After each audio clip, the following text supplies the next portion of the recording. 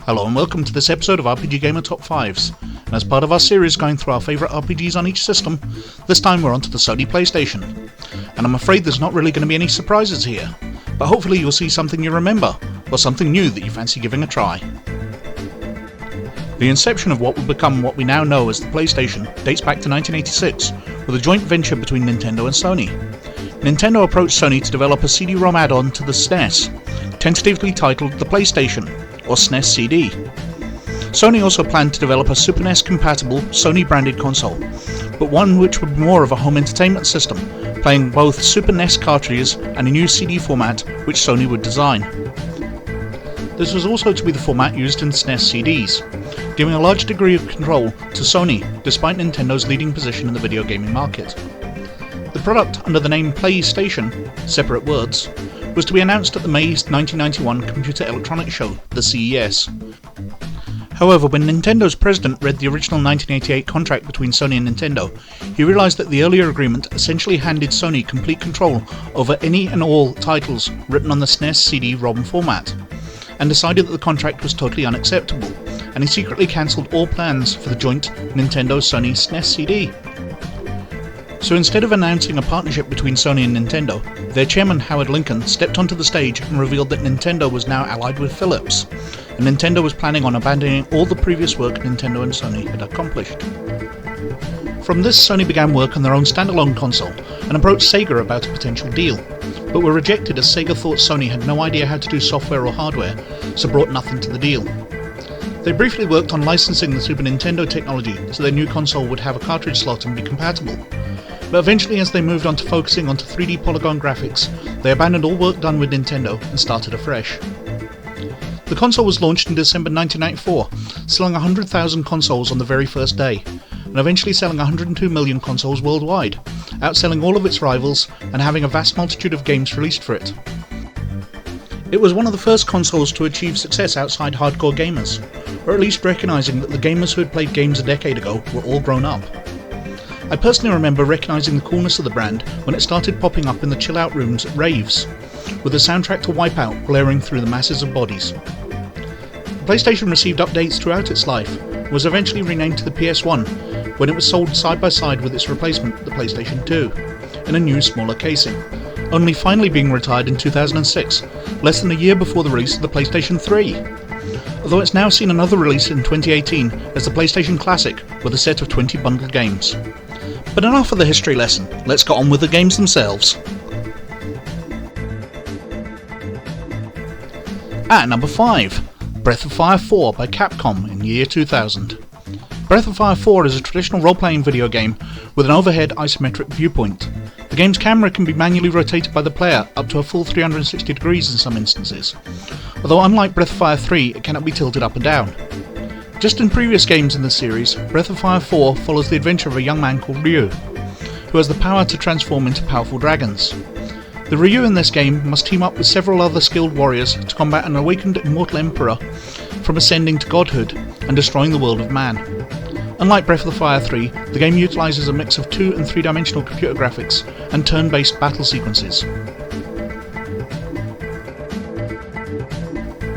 At number 4, Xenogears by Squaresoft in 1998. The debut entry in the wider Xeno franchise, the gameplay of Xenogears revolves around navigating 3D environments both on foot and using humanoid mecha dubbed Gears. Combat is governed by the version of the turn-based active time battle system. The story follows protagonist Fei Fong Wong and several others as they journey across the world to overthrow the all-powerful rule of Deus. The story incorporates themes of Jungian psychology, Freudian thought, and religious symbolism. Xenogears combines traditional role-playing video game structures such as Square's signature active time battle system, with new features particular to the game's martial arts combat style.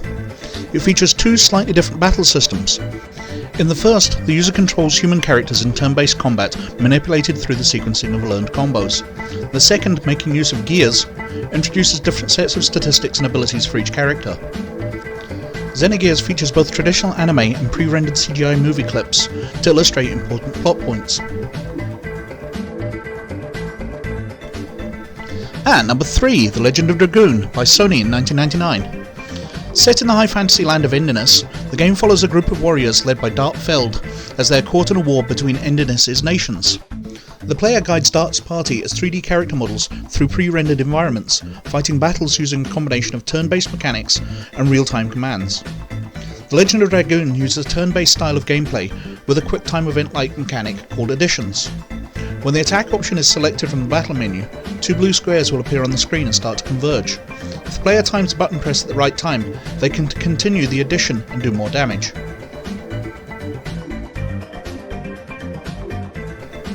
At number 2, Chrono Cross by Square in 1999. The story of Chrono Cross focuses on a teenage boy named Sergei and a theme of parallel worlds. Faced with an alternate reality in which he died as a child, Sergei endeavours to discover the truth of the two worlds' divergence. The flashy thief Kid and many other characters assist him in his travels around the tropical archipelago El Nido, struggling to uncover his past and find the mysterious frozen flame. Sergei is chiefly challenged by Lynx, a shadowy antagonist working to apprehend him. Chrono Cross features standard role-playing video game gameplay, with some differences. Players advance the game by controlling the protagonist Sergei through the game's world, primarily by foot and boat. Navigation between areas is conducted via an overworld map, much like Chrono Trigger's, depicting the landscape from a scaled-down overhead view. Around the island world are villages, outdoor areas and dungeons, through which the player moves in 3 dimensions. Locations such as cities and forests are represented by more realistically scaled field maps, in which players can converse with locals to procure items and services, solve puzzles and challenges, or encounter enemies.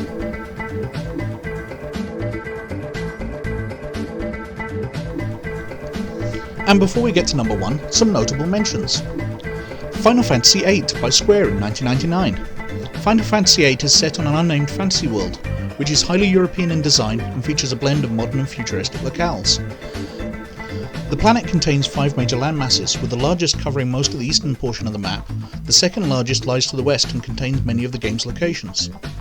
Final Fantasy VIII features an elite group of mercenaries called CD, as well as soldiers, rebels and political leaders of various nations and cities. The main protagonist of Final Fantasy VIII is Squall Lionheart, a loner who avoids vulnerability by focusing on his duty. As with other Final Fantasy games, he builds up a set of companions which accompany him on his adventures.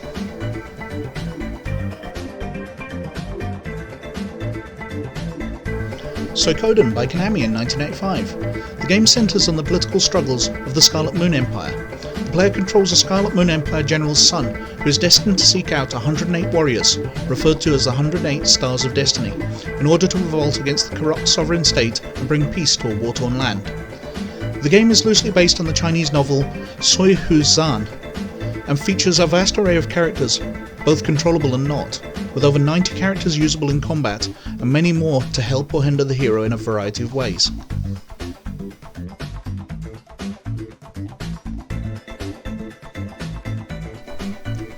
Valkyrie Profile by Square Enix in 1999. Inspired by Norse mythology, Valkyrie Profile follows the titular Valkyrie Lenneth as she travels through Midgard collecting the souls of slain heroes to serve as her personal companions for Ragnarok, the battle to decide the fate of all creation. As she journeys, she learns more about her original human life, removed from her memory upon becoming a Valkyrie. Dungeon exploration plays more like a platform game than a traditional role-playing game, with Lenneth being the only visible character and capable of jumping, sliding, swinging her sword and shooting ice crystals. Ice crystals can make temporary steps and freeze enemies and are used for solving many puzzles. Upon contact with an unfrozen enemy, an RPG-style battle begins. Enemies are visible and attacking them gives Lenneth a first attack advantage in combat. And at number 1, Final Fantasy VII by Square in 1997. Well, it had to be, didn't it? Final Fantasy VII, considered by many to be the finest computer role-playing game of all time, and currently getting a remake. And didn't we all love it at the time, from the complex battles through to the character arcs? Personally, I remember the constant debates with my friends on the best use of magic materia in the game, how linking them together on your armour and weapons led to supplementary effects, from adding the simplistic all power, so your spells would attack every enemy or heal every member of your party, to combining Phoenix with Final Attack, so whenever they are killed, as a final action before they die, they'd summon the Phoenix, which would heal them entirely. Final Fantasy VII is the story of Cloud Strife, the Chocobo-haired ex-soldier, who joins up with an eco-terrorist cell, but eventually gets involved in fighting the evil Sephiroth as he attempts to destroy the world in worship to his alien mother. Yeah, it's a little weird and complex, so go play it. Roaming around the pre-rendered maps and backgrounds, the graphics are gorgeous, although the 3D characters look incredibly basic now. There's a massive amount of exploring to do, with the starting city of Midgar being a huge and sprawling yet immersive location, and that's before you even hit the world map. Play is emergent, as you receive new modes of transport which open more and more of the map to you in a natural fashion without it ever feeling like the game is boxing you in. But we hear about the role-playing, and Cloud is a great character, surrounded by so many other fantastic ones, from his childhood friend and potential partner Tifa, the doomed but charming flower girl and potential partner Aerith, through to the gun-armed warrior and potential partner Barrett. Yes, you can take any one of these three on a date.